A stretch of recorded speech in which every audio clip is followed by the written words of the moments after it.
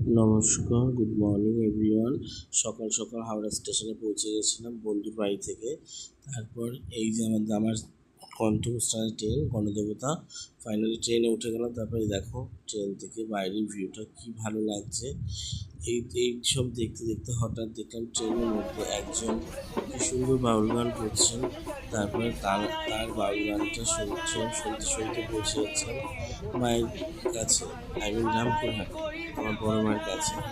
এত ভালো লাগছিল ওনার বাউল গানটা শুনতে। বাউল গান শুনে ফাইনালি পৌঁছে গেলাম আমরা রামপুরহাট স্টেশন। রামপুরহাট স্টেশনে এই ট্রেন গণদেবতা থেকে নেমে হাঁটছিলাম আর ট্রেনটাকে টাটা করে দিচ্ছিলাম। তারপরে ফাইনালি লিফটে উঠলাম। উঠে এই বাচ্চাটা কি সুন্দর বারবার আমার দিকে দেখছিল, আমার ট্রলিটার দিকে হা করে তাকিয়েছিল।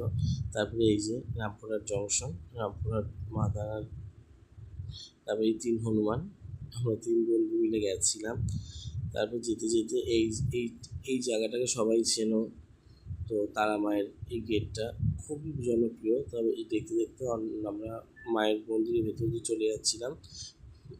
এই দোকানগুলো দেখো কি অপরূপ সুন্দর লাগে না? যারা এসেছো তারাই জানো, খুব ভালো লাগে, মন জুড়িয়ে যায়। তারপর যথারীতি মায়ের পুজো দেওয়ার জন্য লাইন দিয়ে এই মন্দিরের ভেতরে পরিবেশটা দেখো খুব ফাঁকা, সব শান্ত হয়ে রয়েছে।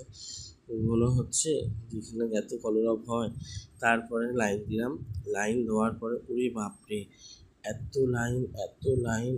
লাইন। ফাইনালি এই লাইনে দাঁড়িয়েছি। ভিড়টা দেখো, আরও ভিড় আছে। এই যে সেই রং, কি ভালো লাগছে। আর সবাই একভাবে বলে আছে জয় তারা, জয় তারা, জয় তারা। তারপর পুজো দেওয়া হয়ে গেলে বাইরে আর একবার বাইরের ভিউটা দেখে নাও। তারপরে ভিডিওটা করতে করতে বাইরে চলে আসলাম। বাইরের মনোরম পরিবেশটা এত ভালো লাগলো। এইটা দেখার পরে সোজা আমরা চলে গেলাম শ্মশানের ওখানে শিবভোগতলা।